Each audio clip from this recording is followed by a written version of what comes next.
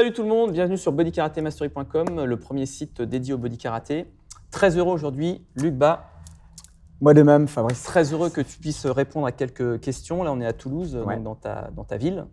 Tout à fait, chez Sébastien Fayard, chez Voilà, Go dans sa Fitness. salle, dans sa très belle salle Go Fitness, Ouais. à la veille d'un super stage que vous nous préparez pour demain, 3 heures de body karaté. Que j'espère, à fond. oui. Donc, on va transpirer.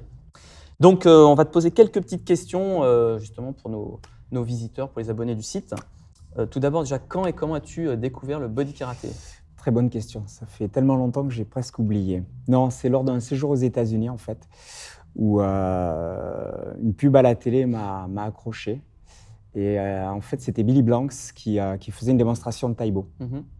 Et j'avais eu l'occasion de rencontrer déjà Billy Blanks, puisque c'est un ancien champion de karaté. Et de suite, donc, il y avait l'adresse.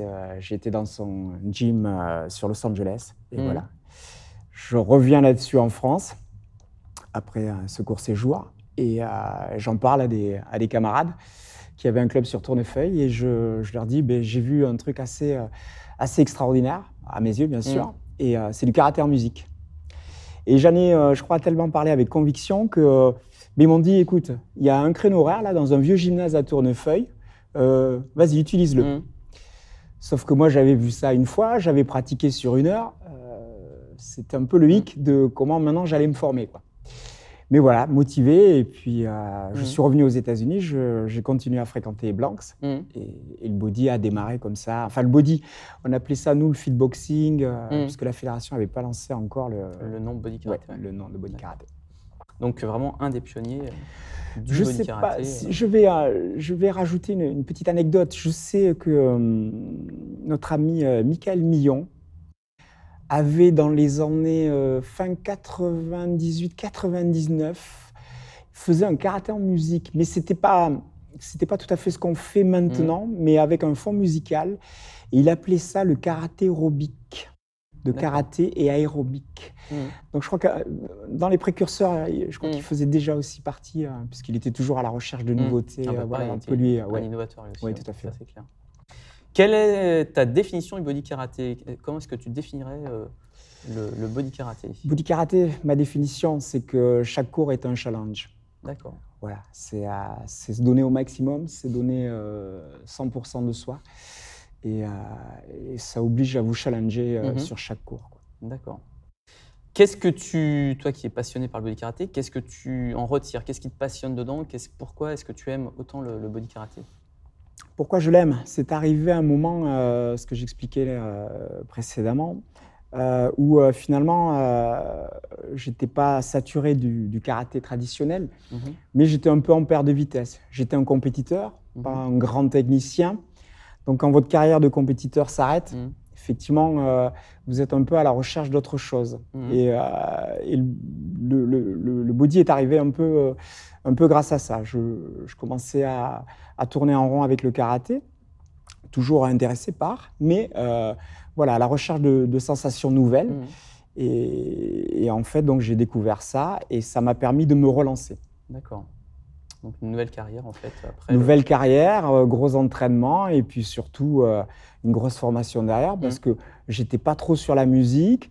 Tout ce qui était fitness m'était vraiment un monde pour moi à part et inconnu. Et pourtant, quand on te voit maintenant, c'est dur à part. C'est ça qui est terrible. C'est du travail, c'est gentil. Voilà, le travail. Ouais, le travail paye. C'est ce que disait Sébastien tout à l'heure, mais je crois qu'on est là-dessus, on est vraiment en phase. Il n'y a que ça, quoi. Je veux dire, c'est du travail, du travail, du travail. Est-ce que tu pourrais définir un petit peu ta spécificité à toi au niveau body karaté? C'est-à-dire que quand on va faire un stage ou un cours avec Luc Bas, à quoi est-ce qu'il faut qu'on s'attende? Je dirais que, pour résumer très rapidement, c'est 50% de karaté, 50% de fitness et habillé avec ça beaucoup de cardio. Donc forcément, puisque tu es dans le body karaté depuis aussi longtemps et que tu as continué constamment à te former, à t'entraîner, tu as atteint une très haute maîtrise de cette discipline.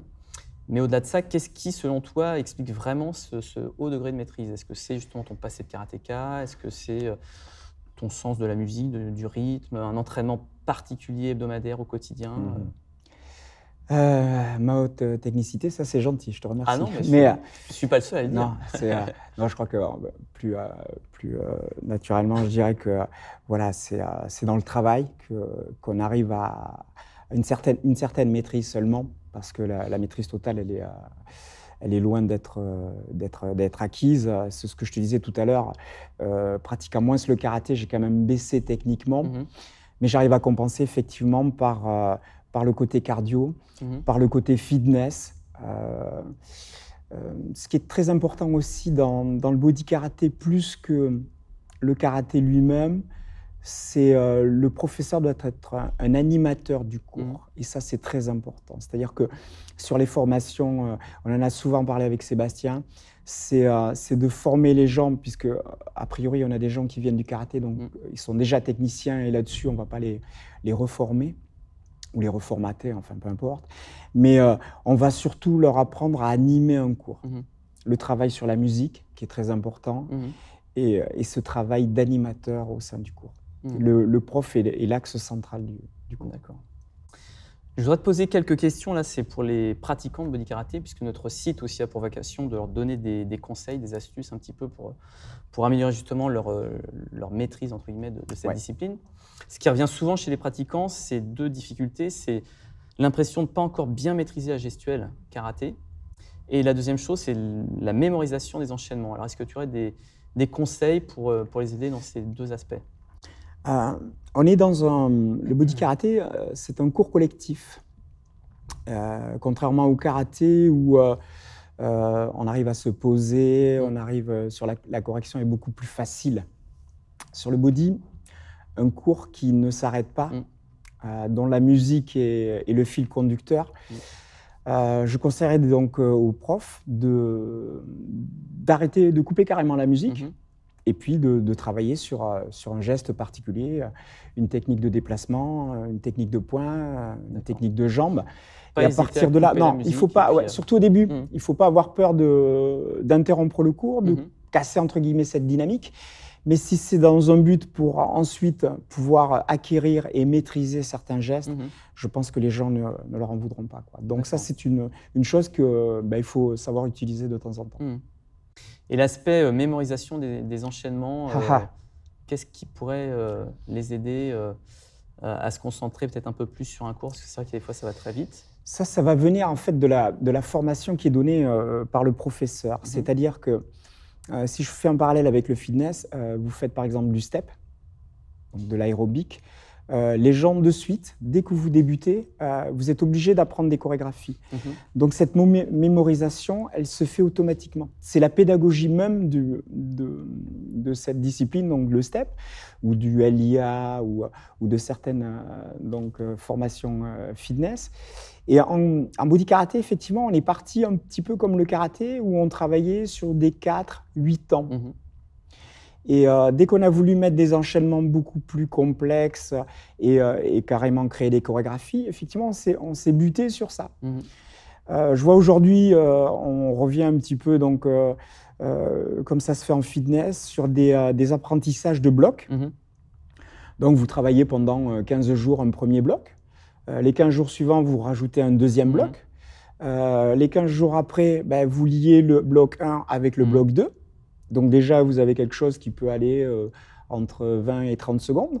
Et puis le mois suivant, pourquoi pas faire un troisième, voire un quatrième bloc. Et vous arrivez à une chorégraphie.